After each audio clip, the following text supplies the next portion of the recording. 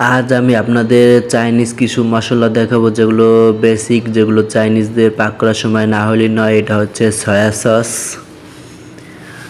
এরপর এটা হচ্ছে অয়েস্টার সস। এই অয়েস্টার সসটা বিভিন্ন সালাদ খেতে বেশি ব্যবহার করা হয়। এরপরে এটা হচ্ছে তিলের তেল, এটা সর্বশেষে পাক করার পর এটা একটু উপরে দিতে হয় যাতে সুগন্ধ সুন্দর গন্ধ আসে। এটা হচ্ছে লোকামা, এটা এক ধরনের আচার চাইনিজদের। এরপর এটা হচ্ছে ড্রাক সয়া সস, এটা একটু দিলেই খুব গাঢ় হয়ে যায় তরকারি। এরপর এটা হচ্ছে চিকেন পাউডার।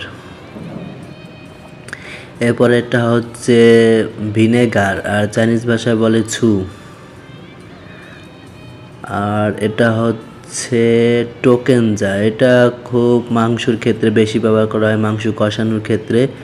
আর এটা হচ্ছে কুকিং ওয়েন, এটা দিলে মাংস খুব নরম হয়, খুব তাড়াতাড়ি হয়ে যায় মাংস।